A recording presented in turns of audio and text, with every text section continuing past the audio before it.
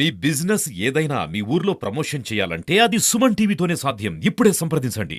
Sir, హిందువులు ఎంతో పవిత్రంగా భావించే తిరుపతి లడ్డూ విషయానికి సంబంధించి పూర్తిగా జంతు కొవ్వు కలుస్తుందంటూ కూడా ముఖ్యమంత్రి చేసిన వ్యాఖ్యలపైన దుమారాన్ని రేపుతున్నాయి. అసలు మనం లడ్డూను కూడా పూజ చేసి స్వీకరించే పరిస్థితి ఉన్నప్పుడు అలాంటి లడ్డూని ఇలా కల్తీ చేయడం అనేది ఎంతవరకు కరెక్ట్ అంటారు? మీ అభిప్రాయం? ఈ లడ్డూని ఎలా చేయడానికి కారణం హిందూ సమాజాన్ని కించపరచడమే. ఈ నాయకులందరూ కూడా ఇప్పుడు ఈ మన అయోధ్యలో రామాలయం జరిగినప్పుడు 1,00,000 లడ్డూలను పంపించారు తిరుపతి నుంచి. అంటే మొత్తం అక్కడ స్వామీజీలు అందరికీ కూడా ఈ లడ్డూలు పంచిపెట్టడం జరిగింది. అంటే హిందూ ధర్మాన్ని ఎంతవరకు కించపరచాలని ఈ టైప్ నాయకులు తయారయ్యారు. ఇది చాలా దారుణమైన పరిస్థితి. ఈ రోజున ఇలాంటి నాయకులందరినీ కూడా మొత్తం బయటికి రాకుండా శిక్షించాల్సిన సమయం ఆసన్నమైంది. సనాతన ధర్మ రక్షణ సమితి దేవాలయాలకు మొత్తం అన్నీ కూడా జాతీయ స్థాయిలో ఒక కమిటీ ఏర్పాటు చేసి దాని కింద పెట్టాలి ఇలాంటివన్నీ కూడా. ఎందుకంటే ఇది ఇప్పుడు అన్ని మతాలు వేరువేరుగా ఇప్పుడు అన్ని కమిటీలు ఉంటున్నాయి. అంతేకాని ఏ ప్రభుత్వం కింద ఏ దేవస్థానం ఉండలేదు. ఇప్పుడు హిందూ దేవస్థానాలు మాత్రమే ఒక మన అధికార పార్టీలకి తొత్తులుగా ఎందుకు ఉండాలి? అది కరెక్ట్ కాదు. ఇప్పుడు ఏంటంటే సనాతన ధర్మంలో అన్నీ కూడా మొత్తం హిందూ దేవాలయాలన్నీ ఏకం చేసి జాతీయ స్థాయిలో పవన్ కళ్యాణ్ గారు చెప్పినట్టు ఒక కమిటీ కింద ఏర్పాటు చేసి దీని మీద చర్చ జరగాలి పూర్తిగా. మీరు చెప్పండి, లడ్డూకి సంబంధించి వచ్చిన ఈ వార్తలు ఏవైతే ఉన్నాయో ఇవి ఎంతవరకు కరెక్ట్ అంటారు? అంటే జంతువుల కొవ్వును కలపడం, హిందువుల మనోభావాన్ని దెబ్బతీసే విధంగా జంతువుల కొవ్వు కలిపిన ప్రసాదాన్ని అందించడం అనేది ఎంతో పాపం అని ఇప్పటికే మనకే కాదు, భక్తులే కాదు, రాజకీయ పార్టీలే కాదు, అందరూ కూడా దీన్ని వ్యతిరేకిస్తున్న పరిస్థితి. అసలు దీన్ని ఏ విధంగా తీసుకోవచ్చు అంటారు?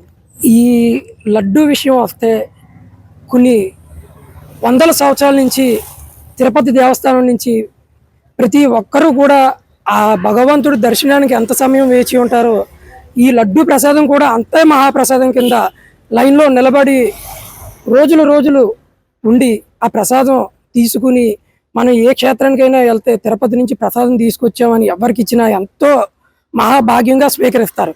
అలాంటి ప్రసాదాన్ని ఇంత దౌర్భాగ్యంగా ఫిష్ ఆయిల్ అలాగే బీఫ్ ఆయిల్ కలిపి గత జగన్మోహన్ రెడ్డి గారి ప్రభుత్వం అండ్ ఏవైతే ఈ దుష్ప్రచారం చేసి ఈ గుడుల యొక్క మనోభావాలు దెబ్బతీసే విధంగా చేస్తున్నారో దీన్ని తక్షణమే ఖండించాలని, అంతేకాకుండా జాతీయ స్థాయిలో కూడా దీనికి ధార్మిక విభాగం బోర్డు ఏర్పాటు చేస్తానని కూడా నిన్న చెప్పడం జరిగింది. అంతేకాకుండా కళ్యాణ వెంకటేశ్వర స్వామి ఆయన సాక్షాత్తు కలియుగంలో భగవంతుడు నిజస్వరూపంతో భూమి మీద వెలిసిన తిరుమల తిరుపతి దేవస్థానం. అలాంటి దేవస్థానం జోలికి వచ్చిన ఇప్పుడు ఎవరైతే ఈ దౌర్భాగ్యం చేశారో జగన్మోహన్ రెడ్డి గారు, వారి తండ్రి కూడా ఇలాగే ఒకసారి చిన్న విషయంలో తప్పుదావ చేసి గత 2 గంటల్లోనే మరణించడం జరిగింది. వెంకటేశ్వర స్వామి జోలికి వచ్చిన వాళ్ళని ఎవరిని కూడా ఆ స్వామి వదిలిపెట్టండి, జాగ్రత్త. మేము మాత్రం ఎట్టి పరిస్థితుల్లో దీని గురించి ఎక్కడి వరకైనా అల్లకి సిద్ధంగా ఉన్నాం మా హిందూ. రైట్, మనతో పాటు ఇంకొంతమంది పబ్లిక్ ఉన్నారు. సార్, లడ్డూకి సంబంధించి తిరుపతి లడ్డు మనం ఎంత పవిత్రంగా భావిస్తాం ఆ ప్రసాదాన్ని, అలాంటి ప్రసాదాన్ని అంటే ఇప్పుడు మనం క్యూ లైన్లో వేచి దేవుణ్ణి దర్శించుకుని లడ్డూని తీసుకోవడమే కాదు, కేవలం లడ్డూ కోసమే దేవుణ్ణి మళ్ళీ ఇంకొకసారి దర్శించుకొని లడ్డూ కోసం వెళ్ళిన పరిస్థితులు కూడా ఉంటాయి. అలాంటి పవిత్రమైన లడ్డు కల్తీ జరుగుతుందంటూ కూడా బయటకు వచ్చిన వ్యాఖ్యలను ఏ విధంగా తీసుకోవచ్చు అంటారు? ఈ లడ్డు విషయంలో అయితే సామాజికంగా మనందరి బాధ్యత వీటి పరిరక్షణ, నాణ్యత ప్రమాణాలు పాటించడంలో. ఎందుకంటే నెయ్యి అనేది శుద్ధమైన దేశీయ ఆవు నెయ్యితో తయారు చేయబస్తారు. కానీ మనకు ఆవుకి ఇచ్చే దానాన్ని కల్తీ ఇస్తున్నాం. ఆ ఇచ్చే వాటితోనే ఆవు నుంచి వచ్చే పాల పదార్థాలు మరియు అవి కూడా కల్తీ అయిపోతున్నాయి. కాబట్టి ఈ ప్రమాణాలన్నీ మన ఆవుని పోషించే విధానం నుంచి మొదలెట్టాలి. అంటే ప్రత్యేకించి గోశాలలు దేవస్థానాలే మెయింటైన్ చేసి వాటి యొక్క నాణ్యతను మెయింటైన్ చేసి నెయ్యి యొక్క నాణ్యతను మెయింటైన్ చేయాలి. అప్పుడే మన యొక్క భక్తి భావన పెరుగుతుంది. స్వచ్ఛమైన గే తీసుకుంటే అందరికీ ఆరోగ్యాన్ని కలిగిస్తుంది. తిరుమల వెంకటేశ్వర స్వామి దేవస్థానం వారు కూడా అదే విధంగా నాణ్యత ప్రమాణాలు పాటిస్తారని ఆశిస్తున్నానండి. ఇది కాకుండా మన ఆంధ్ర రాష్ట్రంలో విభిన్న దేవస్థానాలు ఉన్నాయి. అవి కూడా ప్రసాదాల్లో నాణ్యత ప్రమాణాలు పాటించట్లేదు. అత్యుత్తమంగా ప్రమాణాలు పాటించి ప్రసాదాన్ని భక్తులకు ఇవ్వాల్సిందిగా కోరుతున్నాం. ఇది కాకుండా అసలు తిరుమల శ్రీవారి వెంకటేశ్వర స్వామి ప్రసాదానికి అంతర్జాతీయ స్థాయిలో ఒక పేటెంట్ ఉందండి. ఆ పేటెంట్ అంటే ఆ లడ్డు వేరే వారు తయారు చేయడానికి వీల్లేదు, ఆ ప్రమాణాలు అలాగే పాటించాలి. కానీ ఆ పేటెంట్లు విధంగా వాళ్ళు పాటించకపోవడం అనేది చాలా విచారించదగ్గ విషయం.